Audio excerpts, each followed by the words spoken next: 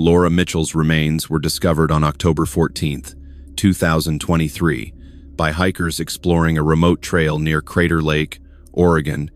approximately 300 meters from the secluded cabin where she had been living under the name Catherine Reynolds for the past 5 years, after winning $50 million in the California lottery and filing for divorce from her.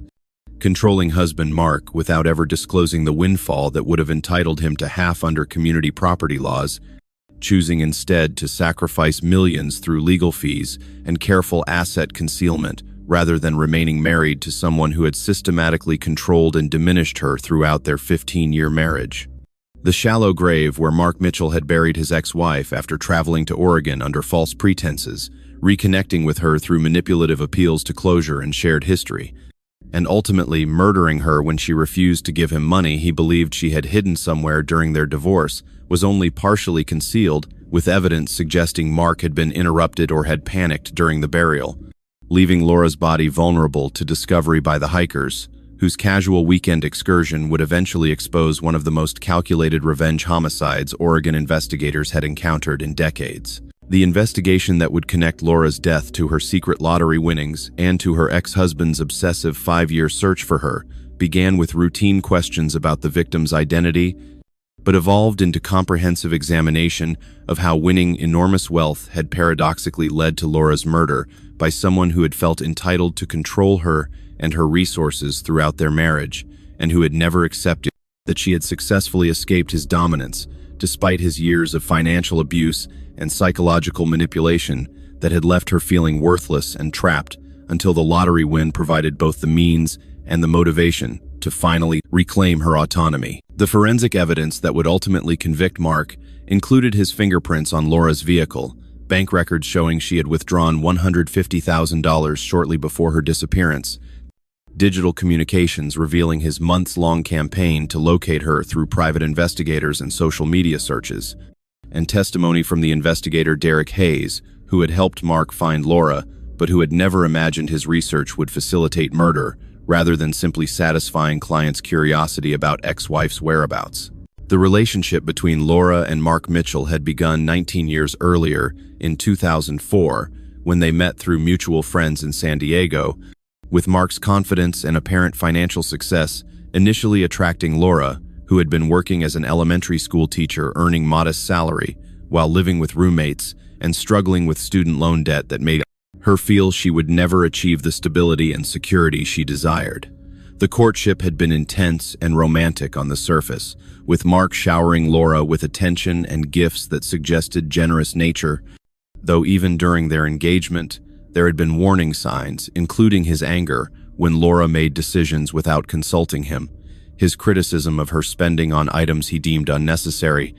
and his expectation that she would defer to his judgment about their future plans, including where they would live and whether she would continue teaching after they married. The marriage in 2008 had initially seemed to fulfill Laura's hopes for partnership and stability, though Mark's controlling behavior intensified almost immediately after their wedding, with him insisting on controlling all finances despite Laura's income from teaching contributing nearly 40% of their household budget, criticizing her purchases and requiring detailed accounting of every dollar she spent, and isolating her from friends and family by moving them to a house in a distant suburb where she knew no one and had no independent social connections beyond her school colleagues. The financial abuse that characterized their marriage included Mark's consistent mismanagement of their money through poor business decisions and speculative investments that lost substantial sums, while he blamed Laura for not earning enough or for spending too much on necessities, creating dynamic where Laura felt perpetually guilty about their financial struggles, despite Mark's responsibility for most of their losses through his risky ventures and his refusal to maintain steady employment when his contracting business experienced downturns. The lottery ticket that would change everything was purchased by Laura on March 7, 2018, during one of her rare solo errands when Mark was out of town for work, using $20 she had saved by bringing her lunch to school rather than eating in the cafeteria, money that Mark would never notice missing from the household budget he monitored obsessively. The decision to check the numbers alone 3 days later and to immediately recognize that she had won the $50 million jackpot created instant psychological crisis as Laura realized that revealing her windfall to Mark would mean not only sharing the money, but also remaining trapped in marriage that had become intolerable through his control and his systematic destruction of her confidence and autonomy over 15 years of manipulation and emotional abuse. The secret plan that Laura developed with help from her closest friend, Rachel Nguyen, who was also a lawyer specializing in asset protection, involved claiming the lottery winnings anonymously through a trust structure that would conceal Laura's identity from public records, while providing legal framework for her to access the money without Mark's knowledge. The decision to file for divorce before the lottery claim became public required extraordinary discipline and careful timing, with Laura maintaining absolute secrecy about her windfall while presenting the divorce as necessary step toward personal growth and independence that she had been contemplating for years, a narrative that Mark had initially dismissed as temporary emotional crisis that he could manipulate her past through his usual tactics of alternating between apologies and accusations that would typically guilt Laura into abandoning her, complaints about their marriage. The divorce proceedings that concluded in August 2018 had been contentious but relatively quick, given Laura's willingness to accept far less than her legal entitlement to marital assets in exchange for clean break and Mark's agreement to quick settlement rather than prolonged litigation that might have uncovered the lottery winnings if Mark had hired more sophisticated legal representation, or if Laura's careful planning had encountered any of the many potential complications that could have exposed her secret. The settlement that gave Mark their house, his business assets, and modest cash payment, while Laura walked away with essentially nothing, by conventional accounting, actually represented her escape with $50 million that Mark never suspected existed, though his rage about the divorce and his conviction that Laura must have hidden money somewhere, despite lack of evidence, would eventually drive his obsessive search that would end in her murder 5 years later. The new life that Laura built in Oregon, under the identity Catherine Reynolds, represented her vision of what freedom and security could mean after 15 years of control and manipulation. With the small cabin near Crater Lake providing privacy and natural beauty, while her substantial wealth enabled generous charitable contributions to women's shelters and domestic violence organizations that helped other women escape situations similar to what she had endured. The careful balance Laura maintained between enjoying her financial security and avoiding attention that might expose her true identity or her location to Mark required constant vigilance, though after 5 years, she had begun to feel genuinely safe and to believe that Mark had moved on with his life rather than remaining obsessed with finding her and understanding how she had managed to leave their marriage with apparent resources far exceeding what divorce settlement should have provided. The obsession that consumed Mark Mitchell following his divorce from Laura was driven by his certainty that she had somehow deceived him financially, despite lack of evidence supporting his conviction. With his business collapse and subsequent foreclosure on the house, he had insisted on keeping rather than selling for quick cash, intensifying his resentment and his need to believe that Laura had hidden money that rightfully belonged to him. The descent into financial ruin that Mark experienced over the 5 years following divorce included bankruptcy from failed business ventures, mounting debts that eventually forced him to work as construction foreman for someone else's company, and social isolation, as friends and family gradually distanced themselves from someone whose bitterness and conspiracy theories about his ex-wife's supposed secret wealth made him difficult to be around for extended periods. The decision to hire private investigator Derek Hayes in early 2023 represented Mark's last attempt to locate Laura and to confirm his belief that she had hidden assets during their divorce, with Mark spending thousands of dollars he could barely afford on investigation that eventually traced Laura through old email accounts, social media connections she had thought were secure,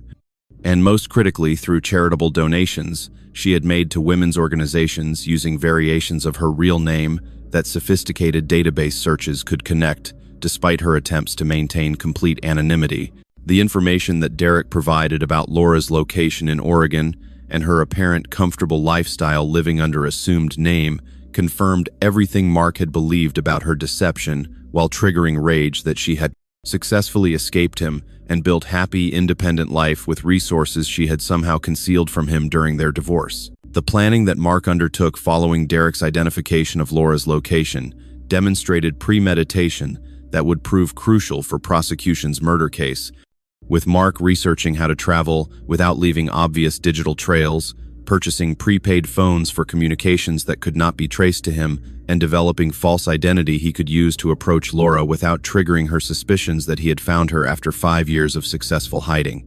The manipulation tactics that Mark employed to reconnect with Laura included emails expressing remorse about their failed marriage, claims that he needed closure to move forward with his own life, and requests to meet in person to discuss their past and to achieve understanding that would allow both of them to finally put their relationship behind them and embrace their separate futures. The vulnerability that Laura displayed in agreeing to meet Mark despite her friend Rachel's warnings represented combination of genuine desire for closure, misplaced sympathy for someone she had once loved despite his treatment of her, and tragic underestimation of how dangerous Mark remained despite 5 years of separation. The meetings that occurred over several days in late September 2023 began at public cafes, where Mark presented himself as changed person who had learned from his mistakes and who genuinely wanted to understand what had gone wrong in their marriage without making accusations or demands, gradually building Laura's trust through calculated performance of humility and emotional vulnerability that disguised his actual intentions to discover where she had hidden the money. He remained convinced she had secreted away during their divorce. The confrontation that ended Laura's life occurred on September 28th when Mark arrived unannounced at her cabin, after their previous public meetings had failed to elicit any admission about hidden money or lottery, winnings he had begun suspecting once he saw the modest but comfortable life she was living, despite having supposedly left their marriage with minimal resources. The argument that neighbors later reported hearing through the cabin's thin walls escalated from Mark's demands for money to his accusations that Laura had cheated him and stolen what was rightfully his under California community property law, with Laura finally admitting the lottery winnings and explaining that she had sacrificed millions through legal fees and careful planning specifically to avoid sharing the money with someone who had abused and controlled her throughout their marriage and who would have used the resources to continue dominating her if she had not escaped completely. The murder occurred shortly after Laura's admission, with forensic evidence suggesting Mark had strangled her during struggle that began when Laura ordered him to leave and threatened to call police if he did not depart immediately, triggering rage that overwhelmed whatever remaining self-control Mark possessed as he realized Laura had indeed hidden $50 million from him and had successfully built new life while he had descended into financial ruin that she could have prevented if she had been willing to share what he believed was rightfully his through their marriage, regardless of how he had treated her during those 15 years. The attempted robbery that followed Laura's death revealed Mark's desperation and his continued sense of entitlement, with him forcing her to provide bank account information and withdrawing $150,000 before realizing the trust structure made accessing the full lottery winnings impossible without legal processes that would expose his presence and his role in Laura's death. The burial that Mark hastily attempted near Laura's cabin was poorly executed, suggesting panic and lack of planning despite his premeditation of the confrontation itself,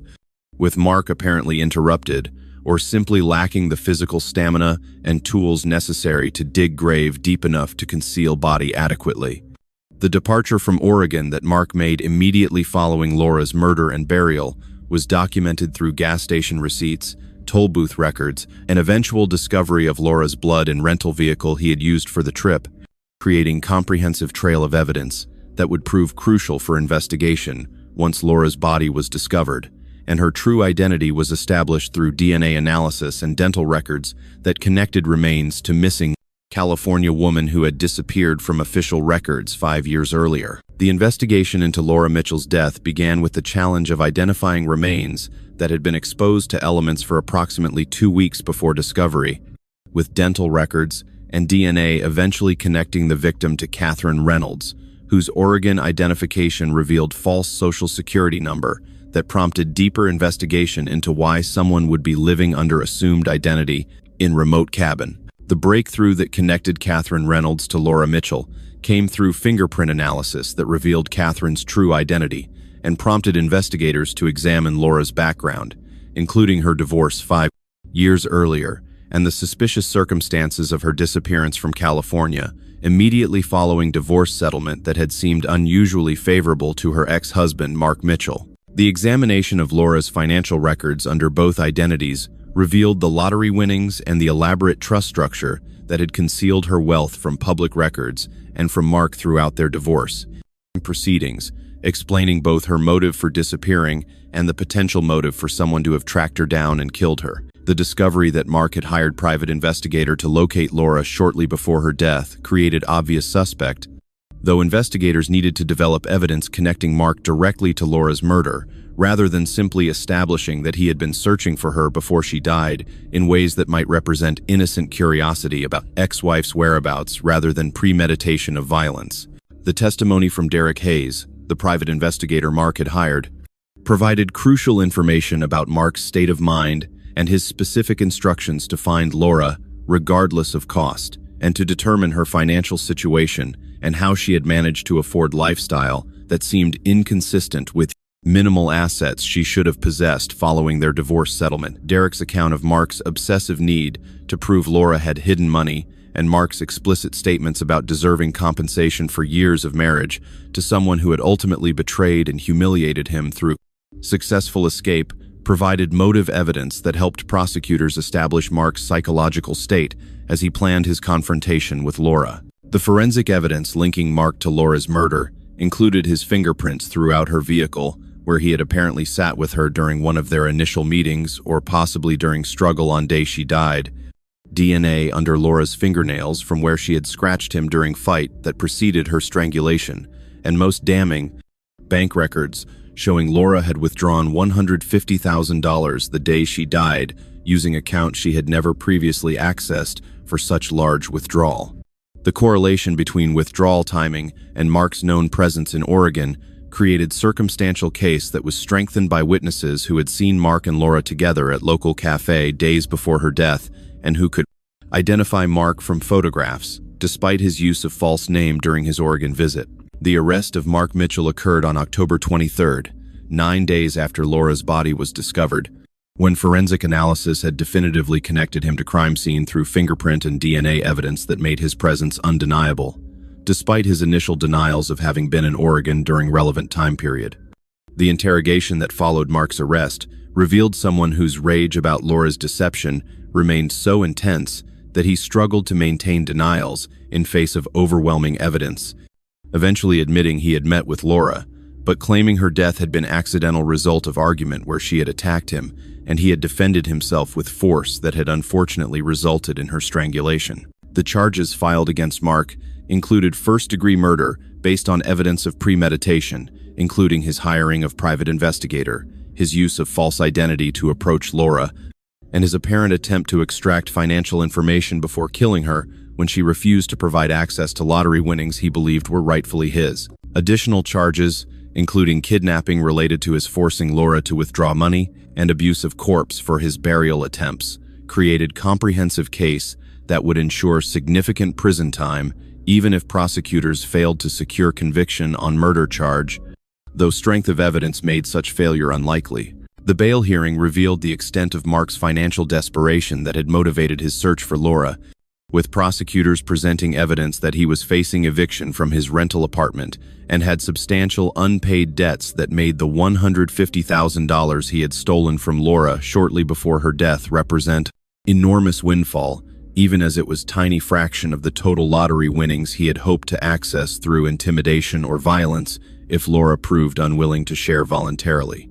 Judge Thomas Richardson denied bail based on flight risk posed by someone facing life imprisonment who had already demonstrated capacity for identity fraud and interstate violence while covering his tracks. The trial of Mark Mitchell began in March 2024 in Oregon Circuit Court, where prosecutors presented methodical case documenting Mark's journey from bitter divorcee, convinced his ex-wife had hidden assets, calculating murderer who had tracked her across state lines and killed her when she refused to give him money he believed was rightfully his, despite having no legal claim following finalization of their divorce 5 years earlier. The evidence included testimony from Derek Hayes about his investigation and Mark's specific instructions, forensic evidence linking Mark to crime scene, bank records documenting the forced withdrawal, and witnesses who had seen Mark and Laura together days before her death,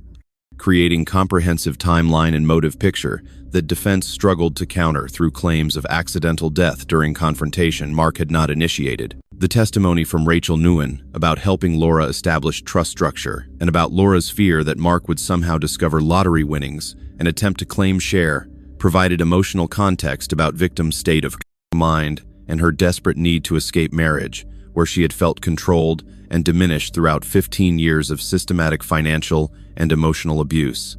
Rachel's account of Laura's relief and happiness during her 5 years of freedom in Oregon made her murder even more tragic, as representation of how someone who had finally achieved safety and autonomy had been destroyed by ex-husband who could not accept her successful escape or her refusal to share wealth that he had played no role in earning. The forensic psychology testimony from Dr. Evelyn Sanders characterized Mark's behavior as textbook case of possessive entitlement escalating into revenge homicide, with his personality profile showing narcissistic traits, pathological need for control,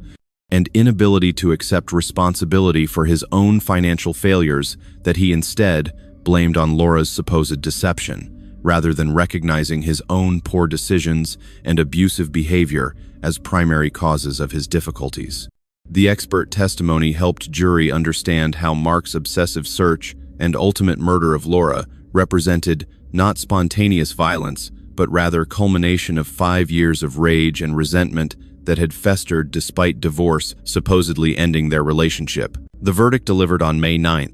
2024 found Mark guilty of first-degree murder, along with convictions on kidnapping and abuse of corpse charges,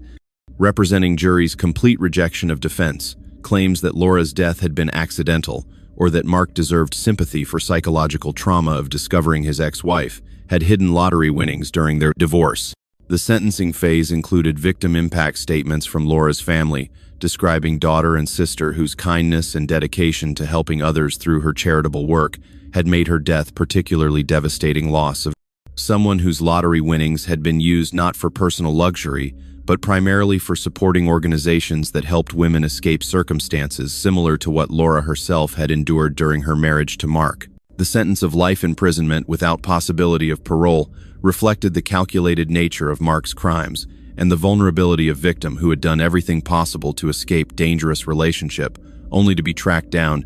and murdered by someone who viewed her as property rather than as autonomous person deserving safety and freedom to build life independent of his control. Judge Richardson's statement emphasized that Mark's sense of entitlement to Laura and her resources represented dangerous mindset that made him ongoing threat who should never be released back into society where other women might become targets of similar violence if relationships ended in ways that wounded his pride or his wallet. The recovery of the $150,000 that Mark had stolen from Laura shortly before her death enabled partial restitution to Laura's estate and to charitable organizations that had been beneficiaries of her generosity during her 5 years of freedom, creating small measure of justice from tragedy that had destroyed life of someone whose only crimes had been winning lottery and choosing to use her windfall to escape abusive marriage rather than sharing with abuser who would have used the resources to continue controlling her indefinitely if she had revealed the truth about her financial windfall.